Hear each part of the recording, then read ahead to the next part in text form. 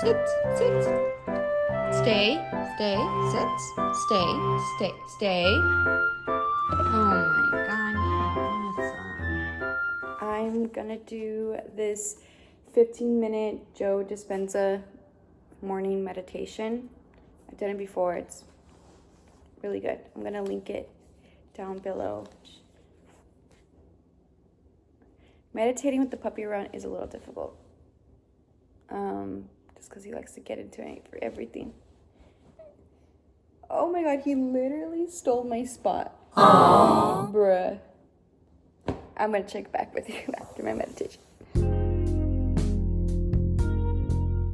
Hi, my name is Esney. If you are new here, welcome. And if you are returning to me, thank you so much. I'm trying my best to find the balance between slow, intentional living and I guess like the hustle and bustle of life. I want to get into more detail about this, definitely, but like I said, I'm trying to find the balance, and so I'm trying to dedicate my mornings to myself and quietness. I did it yesterday, but I could feel myself like itching to get on my phone. I have my apps blocked from 9 p.m. to 9 a.m. but I'm asleep for most of those hours, so it's like kind of cheating. I just know I'm really addicted to my phone, and my phone and social media aren't always like positive. Social media doesn't really feel like social media. I feel like little by little I've been gaining a little bit of my own community. So I don't know, I'm just trying to find a balance now, and what I really want. Oh my gosh, you're crazy.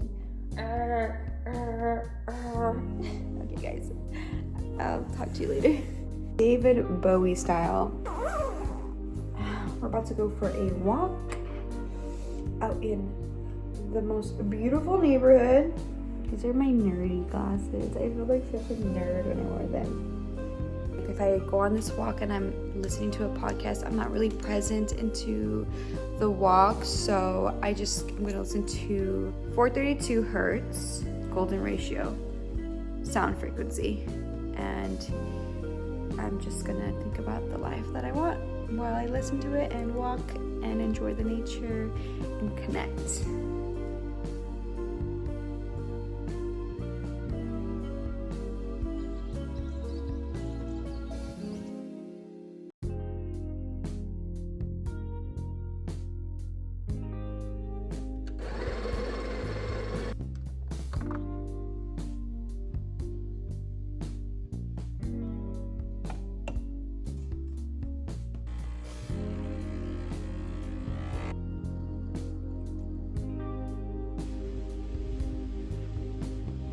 I have been trying to implement the philosophy of habit stacking. It is if you want to build new habits into your routine, stacking it with something you already do. So for example, my two are when I brush my teeth, I say a prayer. And another one I'm implementing is with my cup of coffee, I'm going to be journaling.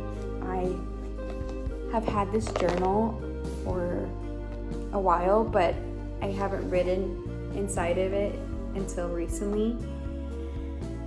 I like this journal because it's decomposing. Like if you were to bury me with this journal, it will decompose with me. So I kind of like the idea of that.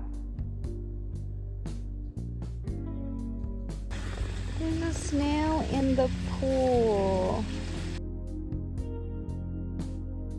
So now for the core of this video, I want to just sit down and talk with you guys about something that has been on my mind, and I know that a lot of people could relate to this. With Coachella being last weekend and this weekend, I have found myself in this loop of comparison with other creators. I'm trying to be cautious of my thoughts, and a lot of the thoughts that come up for me is like, darn, like I wish that was me, or I wish I could be there, or damn, if I would have only been consistent a few years ago and I didn't take my little break, where could I have been now? And then I'm having to like reel myself back in and just remember that God's timing is always right. I would rather build something that was real than it was rushed. And I am in this stuck place in my life and as a content creator where I want to be as genuine and authentic as possible.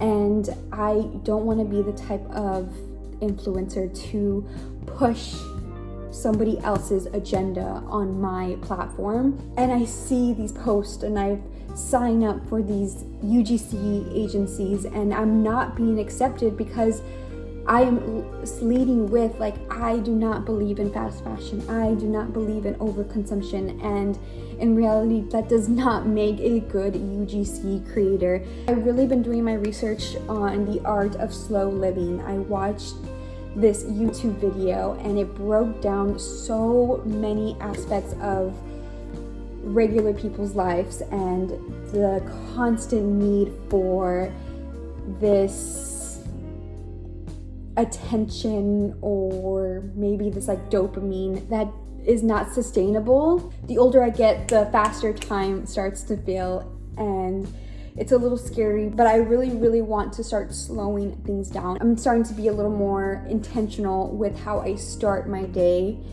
and it's building these small habits like praying and journaling and going for walks that really allows me to kind of feel already productive without doing anything related to my career, I guess.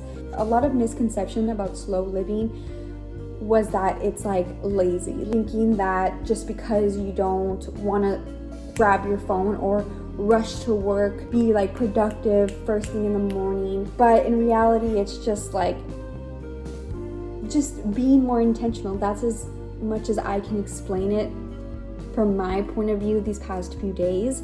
I'm also trying to reframe success, and instead of wanting to go viral, be at every single event, I'm realizing that for me, success is a peace of mind, consistency with my habits, just overall growth behind the scenes. And I'm realizing that the benefits of this is I'm feeling less anxious. I'm being more present in my daily life. I'm really paying attention to what I'm consuming when it comes to content.